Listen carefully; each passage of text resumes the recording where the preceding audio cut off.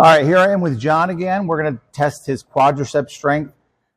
Instead of a handheld dynamometer, we're using the Molecule dynamometer. Excuse me, I think it's a little less clunky, a little easier to use than the handheld dynamometer. I also demonstrate how to use that as well, but I think this is a little more accurate and it's a little bit more hands-free as opposed to trying to touch the button with one hand and get the patient set with the other. Using the app on the phone, there are some advantages, but I find there's some big disadvantages too. So I'm going to have you cross your hands over your chest. All right. And I'm going to have you go for about 5 or 6 seconds. So relax for just a little bit. When I tell you to go, I want you just to extend incrementally. And what I mean by that is just give me more until about 3 or 4 seconds in. You'll be giving me everything you have. We'll go for about 6 or 7 seconds and then we'll stop. All right. So relax here, good. Ready, and start pushing, go. Oh, relax again, relax. Oh, hold on. All right, ready, and go. Push, give it all you got, go, and time.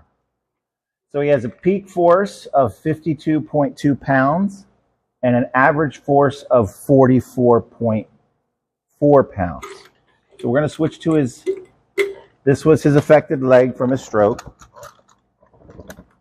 However, we have been working out for a few months now. He has gotten much stronger. We did do this testing in the beginning.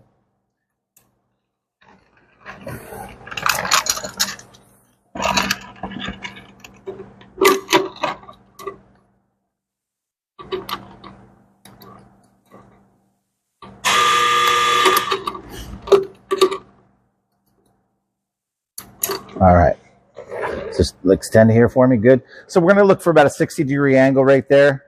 That looks good right there. All right, and we're going to go back.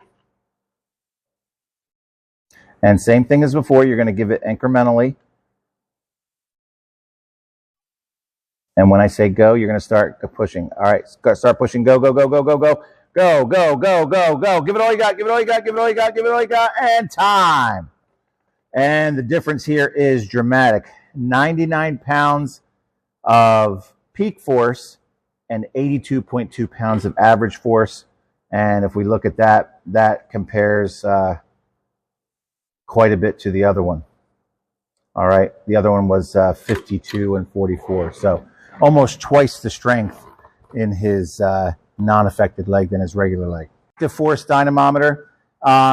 The only problem with this is we're using the phone to record on, and we can't really use the app. And that is one of the clunky things about this machine here, is that you have to have the phone and the device. So you have to go back and forth touching the starting. There are some things I like about both, but I can demonstrate how this is done. So it's done pretty much the same way that we use the Molecule. I'll hit the app, and I'm going to hold this here, and I'm going to tell him to incrementally start. So once I hit start on the it'll calibrate, and then I'll tell him go, and then he'll start pushing. So what we found was when we did this just prior to filming, and we found out that it's pretty similar to the Molecule. So we're looking at about 45. About 50 peak, 45 average, and we found that on his unaffected leg, he was about double that. Pretty much the same thing we found in the Molecule.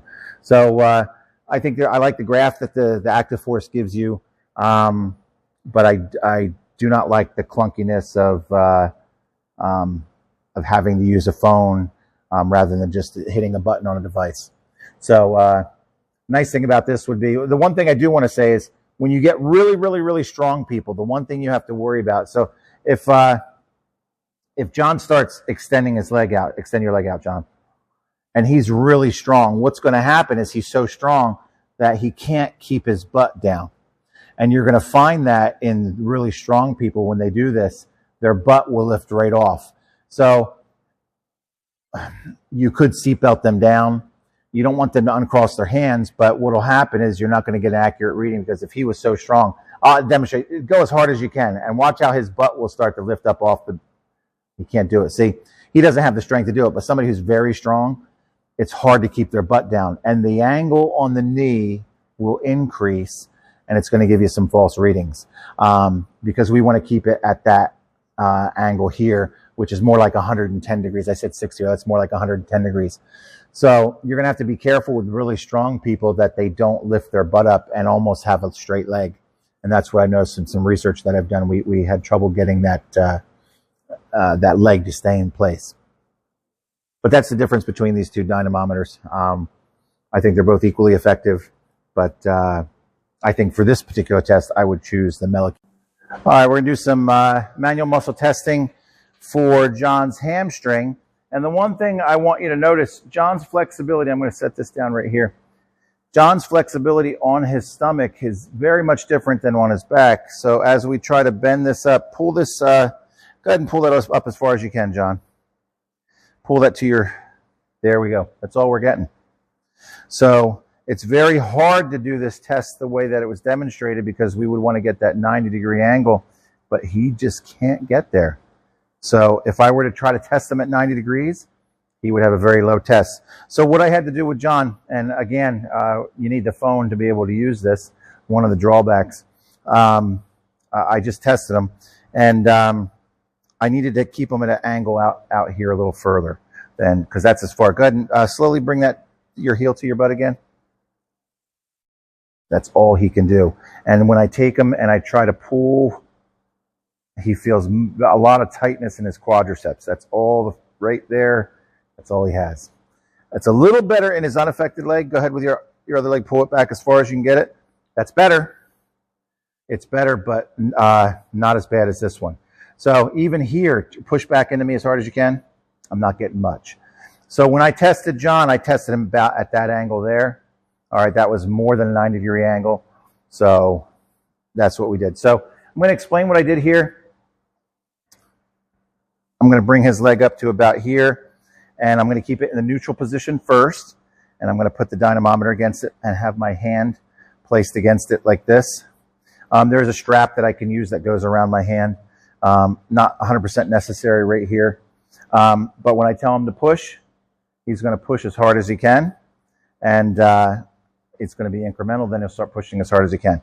So what I'll do is, it's difficult with the phone because I'm supporting his leg here where I want it. So to take my hand and to push the button and then get back in position is a little clunky.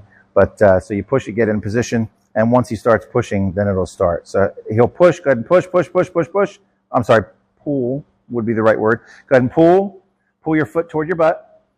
And pull, pull, pull, pull. There you go, there you go, there you go. Pull, pull, pull, pull, pull, pull, pull. And time. All right.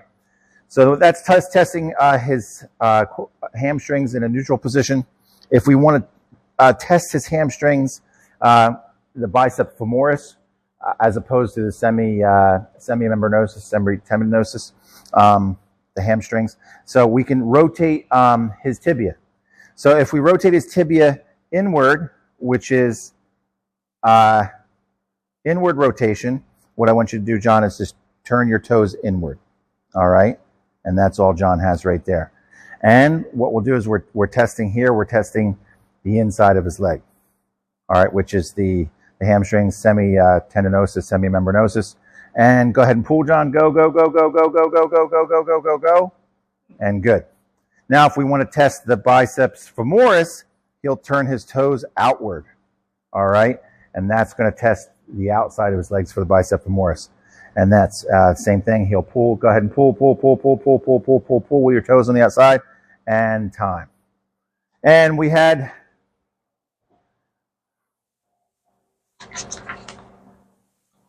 So he was strongest when his tibia was externally rotated. Neutral was 15 peak, 12 average.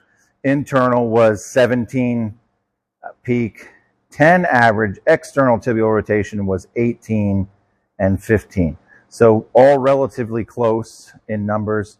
I wouldn't think there was anything compromised specifically between the different parts of the hamstrings with these numbers. However, I didn't test the leg.